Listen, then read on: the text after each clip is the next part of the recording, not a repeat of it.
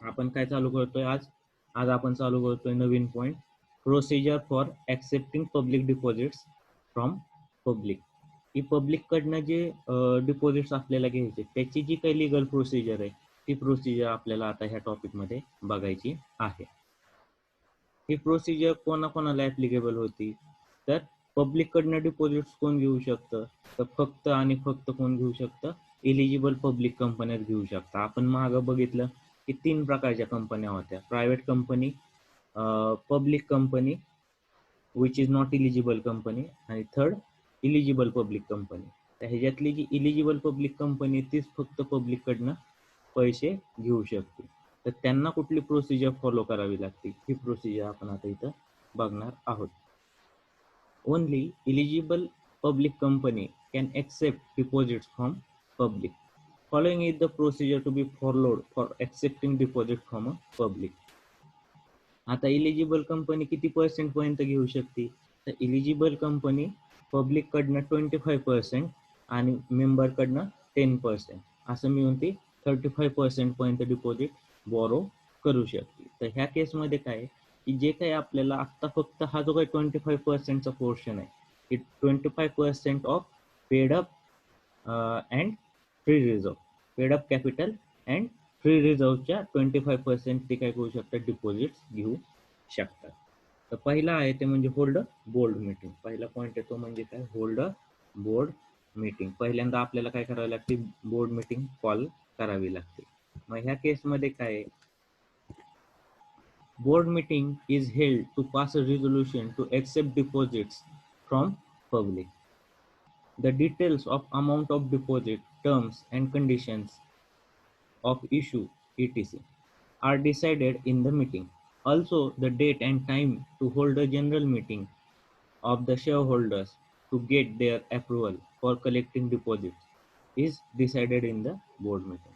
आता जी काही पहिली बोर्ड मीटिंग होती त्या बोर्ड मीटिंग मध्ये आपण काय करतो, पहिल्यांदा एक रिझोल्युशन पास करतो. काय रिझोल्युशन, कशासाठी पास करायचं board resolution, accept deposit from public. Public कडनं तुम्हाला काय करायचं, लोन डिपॉझिट घ्यायचं म्हणून तुम्ही काय करता, एक बोर्ड रिझोल्युशन पास करता. मग जेव्हा परत पुढे डिस्कशन जातं की बाबा ठीक आहे आता आपण डिपॉझिट घेणार आहे, मग त्याची किती अमाऊंटची डिपॉझिट घ्यायची, म्हणजे उदाहरण द्यायचं झालं तर कंपनीला किती अमाऊंटची लोन रिक्वायर्ड आहे. समजा आता कंपनीला 5 कोटीची रिक्वायरमेंट असेल, तर मग तुम्ही काय म्हणता की डिपॉझिट आपण 5 कोटीचे इश्यू करू. मग त्याचे टर्म्स अँड कंडिशन काय, टर्म्स अँड कंडिशन म्हणजे कसं की त्याच्यावर इंटरेस्ट किती देणार आहे आपण, टेन्युअर किती म्हणजे पिरियड किती, किती वर्षासाठी, 3 वर्षासाठी देतोय का 6 महिन्यासाठी आपण घेतोय का, इन बिटवीन 1 वर्ष 2 वर्ष, त्यांच्या रिडिम्शनचा काय ऑप्शन आहे, जर रिपेमेंट अचानक करावं लागलं तर त्याच्या टर्म्स अँड कंडिशन काय, ह्या सगळ्या गोष्टी काय तुम्हाला तिथं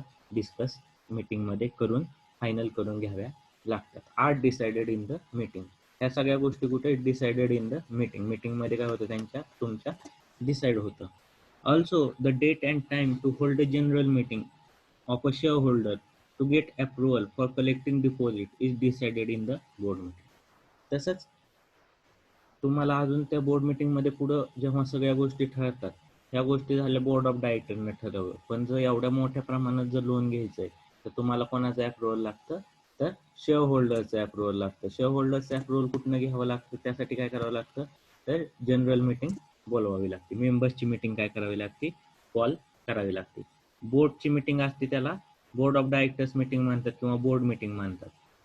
तसंच जी शेअर होल्डर्सची मीटिंग असते, जी वार्षिक सर्वसाधारण सभा असते, त्याला आपण काय म्हणतो, अॅन्युअल जनरल मीटिंग, की जी दरवर्षी कंपल्सरी होती. आणि जर अचानक एखादा मोठा डिसिजन घ्यायचा तेव्हा जर मेंबर्सची जर मीटिंग कॉल केली तर त्याला एक्स्ट्रा ऑर्डिनरी जनरल मीटिंग किंवा जनरल मीटिंग असं म्हटलं जातं. टू गेट देअर अप्रुव्हल, मेंबर्सची मीटिंग कशाला कॉल करावी लागते, तर to get their approval for collecting deposit. त्यांचं काय डिपॉझिट कलेक्ट करण्यासाठी काय अप्रुव्हल घ्यावं लागतं. अप्रुव्हल शेअर होल्डरचं पण अप्रुव्हल घ्यावं लागतं. शेअर होल्डरच्या अप्रुव्हलसाठी काय करावं लागतं, त्यांना बोर्ड मीटिंगमध्ये डेट आणि टाइम ठरवावा लागतो की कुठल्या दिवशी मीटिंग घ्यायची, किती वाजता मीटिंग घ्यायची, कुठं घ्यायची, या सगळ्या गोष्टी तिथं आलेल्या असतात. म्हणजे जेव्हा तुम्हाला एखादी डिपॉझिट पब्लिक कडनं कलेक्ट करायचे तर पहिली गोष्ट काय, तुम्हाला पहिलं म्हणजे बोर्ड मीटिंग होल्ड हेल्ड करायची, त्याच्यात रिझोल्युशन पास करायचं एक्सेप्टन्स ऑफ डिपॉझिटचं, नंतर कितीचे डिपॉझिट्स करायचे, त्याचे टर्म्स अँड कंडिशन, बाकी सगळ्या गोष्टी डिसाईड करून तुम्हाला परत शेअर होल्डर्सची मीटिंग कधी बोलून शेअर होल्डरकडनं अप्रुव्हल घ्यायची, ह्या गोष्टी डिसाईड कराव्या लागतात. हा झाला पहिला पॉईंट. पुढचा पॉईंट आहे होल्ड अ जनरल मीटिंग. जेव्हा आपण मेंबर्सची मीटिंग कॉल केली त्यानंतर आपण काय करतो, होल्ड अ जनरल मीटिंग. मग जनरल मीटिंगची जी काही डेट असेल त्या दिवशी आपण त्याच्या आधी सगळ्यांना नोटीस वगैरे पाठवून आपण काय करतो, जनरल मीटिंग बोलवून घेतो. Company holds a general meeting of the shareholders to seek their approval for accepting deposits. A special resolution is passed and it has to be filed with Register of Companies and if needed with RBI also. ह्यात जे काही resolution board of डायरेक्टरने इथं जे pass केलं होतं acceptance of डिपॉझिटचं board resolution pass केलं होतं, तेच बोर्ड रिझोल्युशन तुम्हाला काय करावं लागतं, शेअर होल्डर्सच्या जनरल मीटिंगमध्ये शेअर होल्डर्सकडनं काय करावं लागतं, अप्रूव्ह करून घ्यावं लागतं ऍक्सेप्टिंग डिपॉझिटचं. त्याचा टाईप कुठला आहे तर त्याचा स्पेशल रिझोल्युशन पास करून घ्यावं लागतं. स्पेशल रिझोल्युशन म्हणजे काय की ज्याच्यात मोर दॅन 75% पीपलचं किंवा 75% शेअर होल्डर्सचं तुम्हाला काय लागतं, एक्सेप्टन्स लागतो, की त्यांची कन्सेंट लागते की हां आपल्याला हे जे बोर्ड हे जे काही रिझोल्युशन आहे हे पास करायचं आहे. रिझोल्युशनमध्ये मी मागं पण बोललेलो तुम्हाला की दोन टाईप पडतात, एक ऑर्डिनरी रिझोल्युशन, एक स्पेशल रिझोल्युशन. ऑर्डिनरी रिझोल्युशनला 51% मेजॉरिटीनं तुम्ही रिझोल्युशन पास करू शकता आणि स्पेशल रिझोल्युशनला 75%न वोटिंगनं तुम्ही काय करू शकता, पास करू शकता. आपलं एक्झाम सारखंच आहे, जर तुम्हाला 35 मार्क पडले तर पास, 35पेक्षा कमी पडले तर नापास. त्याचप्रमाणे इथं जे काही रिझोल्युशन असतं ते जेव्हा पास करायचे असतात, जर ऑर्डिनरी रिझोल्युशन पास करायचं असलं तर 51% वोटिंग कंपल्सरी पडलं पाहिजे शेअर होल्डरचं. तसंच जर स्पेशल रिझोल्युशन असेल तर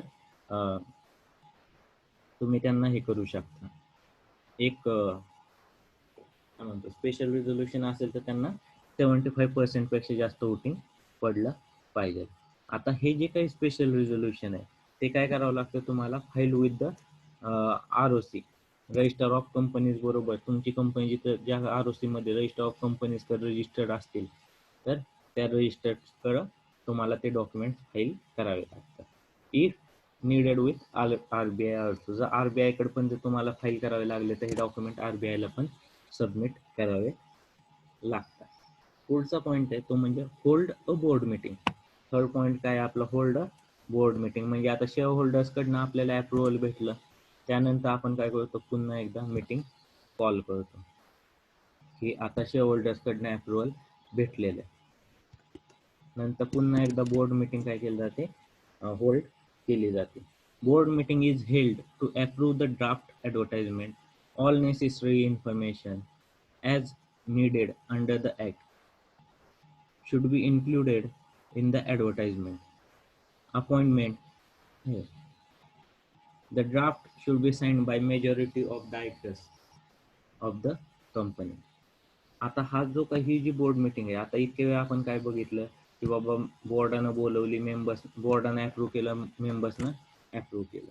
ह्या अप्रुव्हल भेटल्यानंतर तुम्हाला काय करावं लागतं, बोर्ड मीटिंगमध्ये ड्राफ्ट ॲडव्हर्टाइजमेंट जी आहे, जो आपण काल बघितलेला ड्राफ्ट, बाबा कुठल्याही बँकेचा कुठल्याही डिपॉझिट्स एक्सेप्टन्सचा जो काही ड्राफ्ट आहे ते as per the companies act तो तुम्हाला अप्रूव्ह करून घ्यावा लागतो, की त्यात ऑल नेसेसरी इन्फॉर्मेशन म्हणजे कुठली कुठली इन्फॉर्मेशन त्यात होती. नेसेसरी इन्फॉर्मेशन म्हणजे काय तर बाबा त्यात तुम्हाला बघा मागच्या पॉईंटमध्ये आपण बघितलेलं, मागच्या लेक्चरमध्ये, की त्यात काय काय होतं आपलं, तर बाबा तुम्हाला कंपनीचं काय पाहिजे, क्रेडिट रेटिंग पाहिजे, कंपनीच्या टर्म्स अँड कंडिशन पाहिजे, पिरियड पाहिजे, टेन्युअर पाहिजे, कंपनीच्या फायनान्शियल पोझिशन पाहिजे, कंपनीनं मागं कधी डिपॉझिट एक्सेप्ट केलेत का, किती रिपेमेंट करायचे राहिले, ह्या सगळ्या गोष्टींचं डिस्क्लोजर तुम्हाला त्यात द्यावं लागतं. कंपनीचे मॅनेजमेंट काय आहे, कंपनीची क्रेडिट वर्दीनेस काय, ह्या सगळ्या गोष्टी तुम्हाला तिथं डिस्क्लोज कराव्या लागतात. आणि draft should be signed by majority of directors. किती जणांनी साईन केला पाहिजे? मेजॉरिटी ऑफ डायरेक्टर्सनं हा ड्राफ्ट काय करावा लागतो? साईन करावा लागतो. म्हणजे एकाची सही चालत नाही. ह्या केसमध्ये काय होतं? तुम्हाला सगळ्यांच्या सह्या ह्या घ्याव्या लागतात. आता जर ह्या संदर्भात म्हटलं तर मी तुम्हाला जी काही ड्राफ्ट ॲडव्हर्टाइजमेंट होते आपण काल जी बघितलेली त्याच्यातलं एक ड्राफ्ट मी तुम्हाला काय करतो? शेअर करतो. म्हणजे जेव्हा आपण स्क्रीनवर तो बघू तेव्हा तुमच्या लक्षात येईल की आपण जे काही केलं की जसं तुम्हाला सांगितलं किती जणांच्या सह्या लागणार आहेत ते आपण इथं दाखवतो. 2 मिनिटं.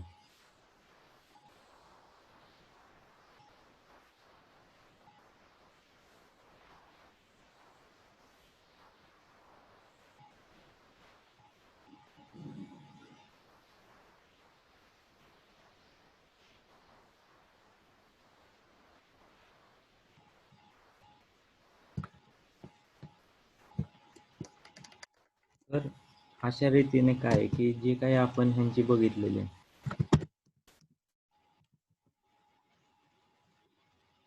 की जेव्हा आपण एखाद्या गोष्टीसाठी हे काम करतो की तुमचे ड्राफ्ट काय आहेत, ॲग्रीमेंट काय आहे. SP म्हणजे तुम्हाला ॲक्च्युअल ड्राफ्टिंगमध्येच मेन काम करावं लागतं की जे काही तुम्ही काम केलेलं आहे त्यातच तुम्हाला काय करावं लागतं? बघावं लागतं.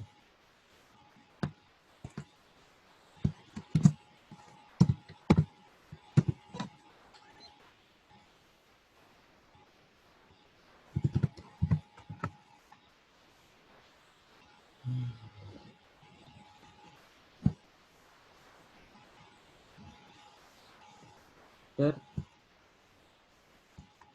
मी तुम्हाला आता पुन्हा एक काय करतो? स्क्रीन शेअर करतो.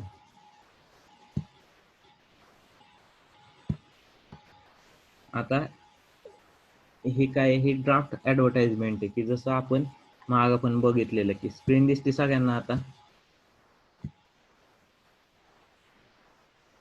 हे बघा, DPT-1 सर्क्युलर और circular in the board of directors advertisement inviting deposit. ही डिपॉझिटची काय तुम्हाला जी काही मी तुम्हाला इन्फॉर्मेशन दिली ती त्यानुसार त्यांची ही काय इन्फॉर्मेशन तुम्हाला द्यावी लागते. जी काही तुम्हाला ॲप्रूव्ह करायची होती बोर्ड ऑफ मेंबर्सकडनं ती आता काय करावी लागते? पुढं कंटिन्यू करावी लागते. पहिलं म्हणजे जनरल इन्फॉर्मेशन. जनरल इन्फॉर्मेशनमध्ये काय दिलंय तुम्ही? कंपनीचं नाव, पत्ता वगैरे दिलेलं आहे. आता ह्या केसमध्ये आपण जे बघत होतो आपल्याला महत्त्वाचं काय बघायचं आहे की सगळ्या डायरेक्टर्सनं मॅक्झिमम सह्या कराव्या लागतात. तर आता हे जेव्हा सगळी ॲडव्हर्टाइजमेंट संपते आपली तेव्हा हो का इथं आता हे गोदरेज फॅमिलीचं आहे. By order of the board. त्यांच्या बोर्डवर मॅक्झिमम किती डायरेक्टर होते? तर ज्या दिवशी सगळ्या डायरेक्टरची नाव आहेत ह्यातले किती ॲबसेंट होते? NJ गोदरेज आणि NB गोदरेज हे फक्त ॲबसेंट होते. बाकी सगळ्यांनी काय केलं? जे काही मीटिंगला प्रेझेंट होते त्या सगळ्या डायरेक्टर्सनी सह्या केल्या. म्हणजे 1, 2, 3, 4, 5, 6, 7, 8, 9 9 लोकांनी काय केल्यात? सह्या केलेल्या आहेत. म्हणजे जे काही मॅक्झिमम लोक आहेत त्या मॅक्झिमम लोकांनी काय केल्यात? सह्या केलेल्या आहेत. आणि हे जे काही डॉक्युमेंट घेतलंय आपण हे फक्त कशासाठी घेतलंय? स्टडी पर्पजसाठी आपण ह्याचा उपयोग करतोय. ह्या डॉक्युमेंटचा आपल्या ह्याच्याशी काही संबंध नाही. स्टडीसाठी आपण घेतलेलं आहे. बाकी ह्याचा कुठलाही दुरुपयोग आपण करत नाही. तर हो का? इथं लिहिलंय company has been filed with the register of companies Maharashtra. This circular issue on the authority and the same of the board of director of the company. The text there has been approved by the board of director at its meeting held at 4th September 2018 and a copy thereof signed by a majority of director. हो का? इथं specific त्यांनी लिहिलंय by a majority of director of the company. Sign केलंय किती? Majority of directors. Has been filed with register of companies Maharashtra. म्हणजे काय? Register of companies महाराष्ट्राबरोबर त्यांनी काय केलंय? हे डॉक्युमेंट फाईल पण केलंय आणि मेजॉरिटी ऑफ डायरेक्टर्सनं साईन पण केलेलं आहे. बरोबर? अशा रीतीनं काय झालंय आपलं हे जे काही ॲडव्हर्टाइजमेंट सायनिंगचा पार्ट होता तो पार्ट आपला तिथं कव्हर झालेला आहे. आता पुढचा पॉईंट आहे तो म्हणजे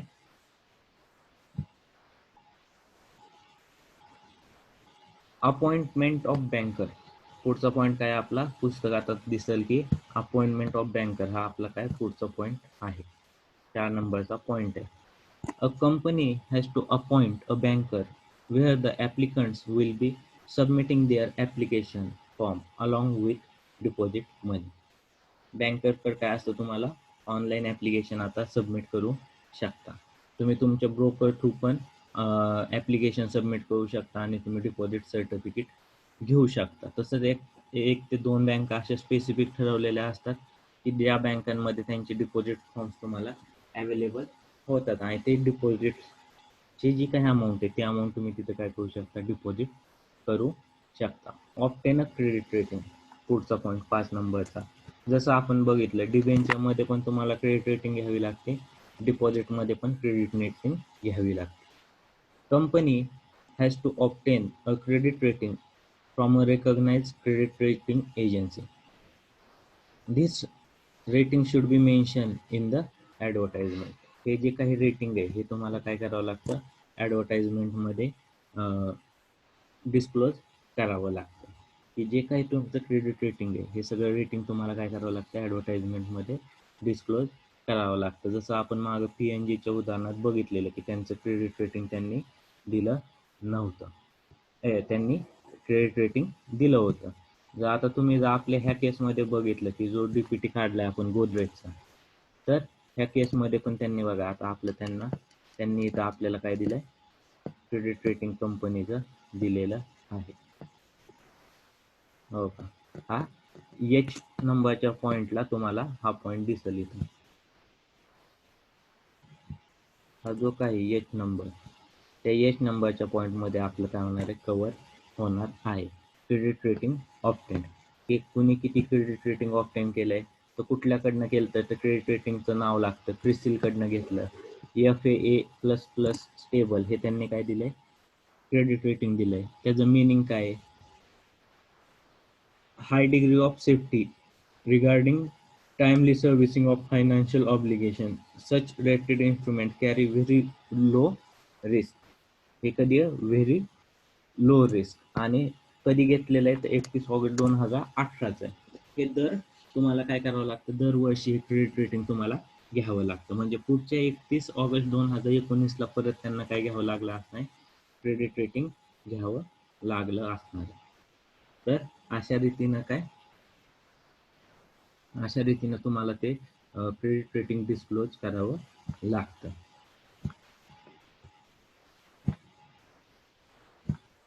पुढचा पॉइंट आहे तो म्हणजे काय, अपॉइंटमेंट ऑफ ट्रस्टी. ट्रस्टी तुम्हाला काय करावा लागतो, अपॉइंट करावा लागतो.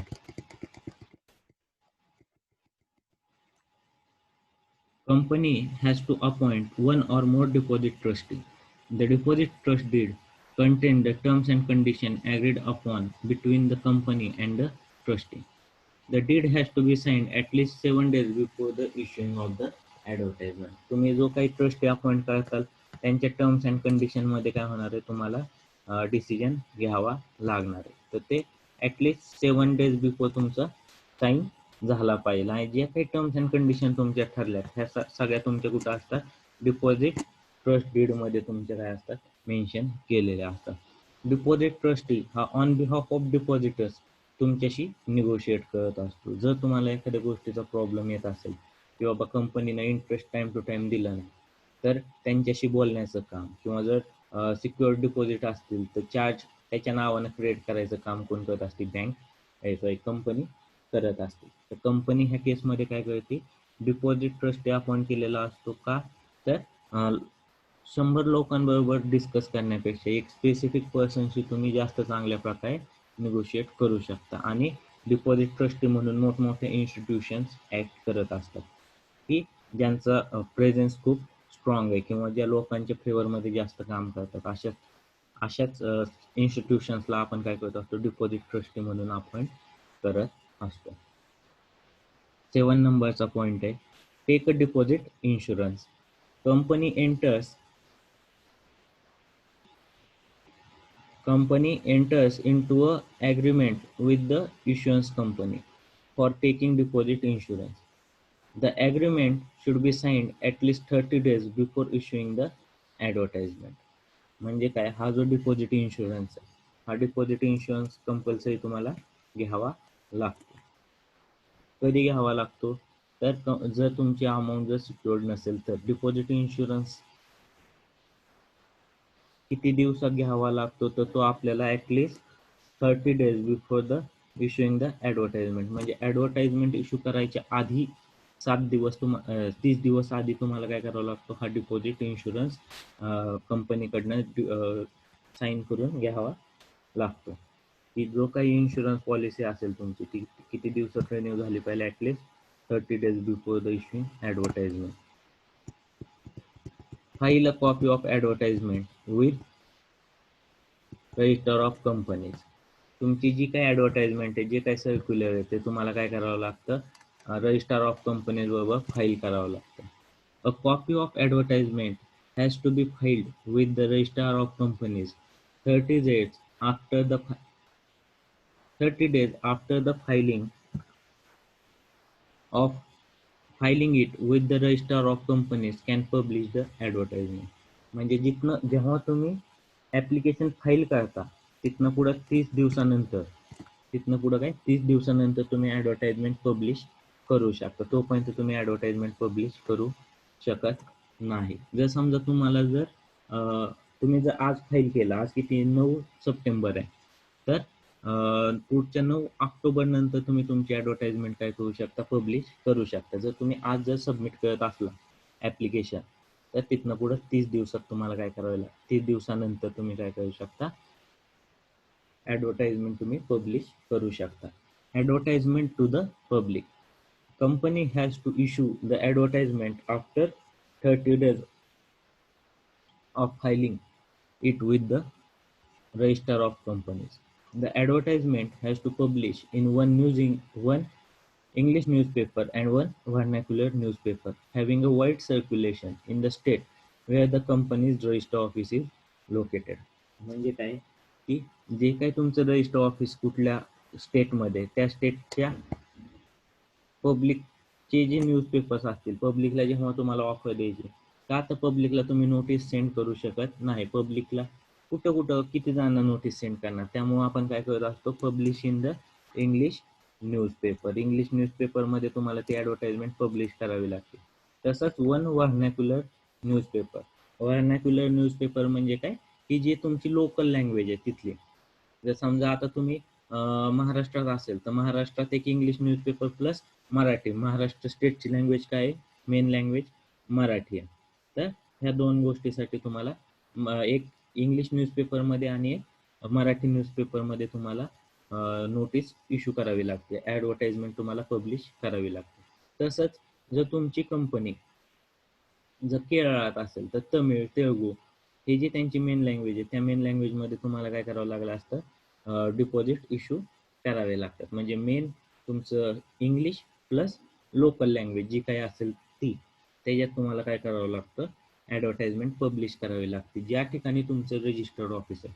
म्हणजे केरळमधली जर कंपनी असेल, तर ती केरळची जी लोकल लँग्वेज असेल त्यात येईल. समजा आता महाराष्ट्रात रजिस्टर्ड आहे कंपनी, आता गोदरेज जर आपण बघत होतो, ती महाराष्ट्रात लोकेटेड आहे. मग त्यांना इंग्लिश न्यूजपेपर प्लस मराठी न्यूजपेपरमध्ये काय करावं लागते, ॲडव्हर्टाइजमेंट द्यावी लागते.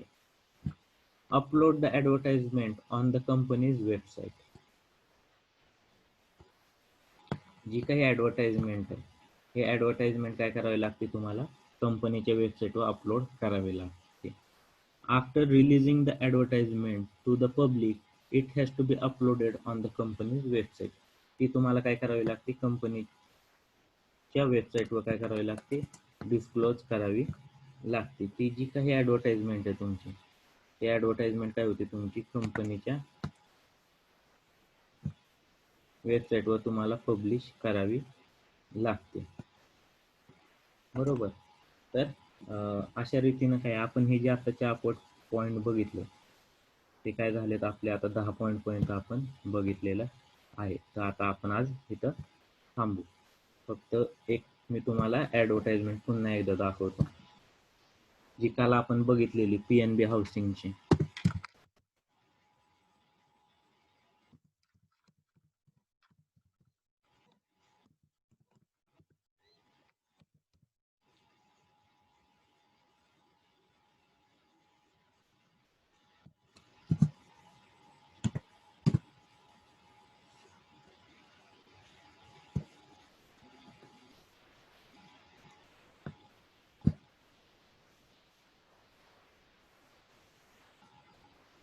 2 मिनिटं मी तुम्हाला ते ॲडव्हर्टाइजमेंट आपल्याला दिसेल इथं.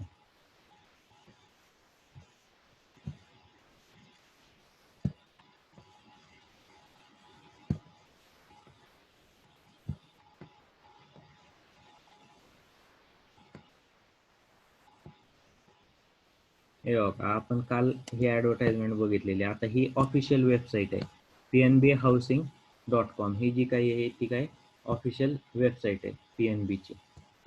तर PNB हाऊसिंगची ऑफिशियल वेबसाईट आहे, इथं पण तुम्हाला दिसेल जर तुम्ही बघायला गेला तर टास्क बारमध्ये. तर PNB हाऊसिंगची आपण काय केली, ते ॲडव्हर्टाइजमेंट आपल्याला अभ्यासासाठी आपण बघत होतो. काय काय बघितलेलं आपण आधी, तर जे काय बघितलेलं ते पुन्हा एकदा हे 10च्या 10 पॉईंट आपले येतील. बिझनेस स्टँडर्ड न्यू दिल्ली, का तर त्यांचं रजिस्टर्ड ऑफिस बघा न्यू दिल्लीत इथं दिलंय त्यांनी. रजिस्टर ऑफिसचा पत्ता दिलाय की त्यांचं रजिस्टर ऑफिस कुठे आहे बघा, मी इथं अंडरलाईन केलं. रजिस्टर ऑफिस कुठे आहे त्यांचं, न्यू दिल्लीला आहे. ही त्यांची वेबसाईट आहे pnbhousing.com. त्यांचं दिलेलं आहे म्हणून त्यांनी बघा बिझनेस स्टँडर्ड न्यू दिल्लीमध्ये त्यांनी ही ॲडव्हर्टाइजमेंट पब्लिश केली होती. कशासाठी केली ती, इन्व्हाइट्स पब्लिक डिपॉझिट. जसं आपण बघितलं की जे काही पब्लिक डिपॉझिट्स आहेत त्यासाठी त्यांनी ही ॲडव्हर्टाइजमेंट दिली होती.